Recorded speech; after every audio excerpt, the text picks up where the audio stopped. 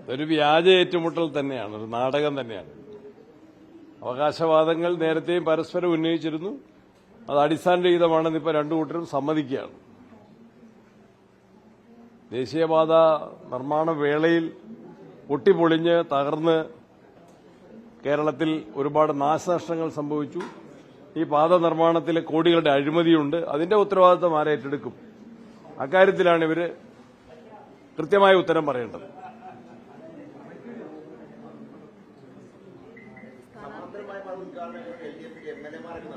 സമാന്തര പാത നിർമ്മിച്ചില്ലല്ലോ. സമാന്തര റോഡ് ഷോ ഒക്കെ എളുപ്പമാണ്. അതൊക്കെ ഒരു ഇലക്ഷൻ ഗിമ്മിക്സ് ആണ്. നാടകം തന്നെയാണ്.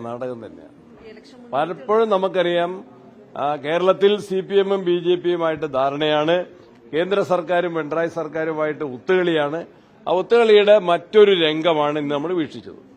ഈ ഫെഡറൽ തത്വങ്ങൾ ലംഘിക്കപ്പെട്ടാണ് ഇതിലൊക്കെ ഫെഡറൽ തത്വം എന്ന് പറഞ്ഞാൽ അല്ല, അതില് സംസ്ഥാനത്ത് നടക്കുന്നതിൽ CPM-ന്റെ ഗവൺമെന്റ് പല പരിപാടികൾ നടത്തുമ്പോൾ ഈ തത്വങ്ങളൊന്നും പാലിക്കപ്പെടുന്നില്ലല്ലോ.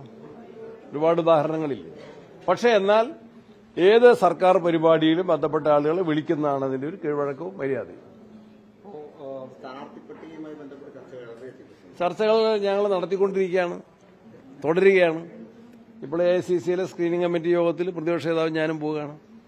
അത് കഴിഞ്ഞാൽ ഇന്ന് വൈകുന്നേരം പാർലമെന്റ് സമ്മേളനം കഴിഞ്ഞിട്ട് രാഹുൽജി, ഖാർഗെജി, KC വേണുഗോപാൽ ഇവരെല്ലാം പങ്കെടുക്കുന്ന കേന്ദ്ര തെരഞ്ഞെടുപ്പ് കമ്മിറ്റി യോഗമുണ്ട്. അതിന് ഞങ്ങൾ പങ്കെടുക്കും. MP-മാരുടെ താല്പര്യം ഒരു പ്രതിരോധത്തിലാക്കുന്നുണ്ടോ? ഇല്ല, എല്ലാം ചർച്ച ചെയ്യും. ഹൈക്കമാൻഡ് എല്ലാ കാര്യങ്ങളും ചർച്ച ചെയ്യും.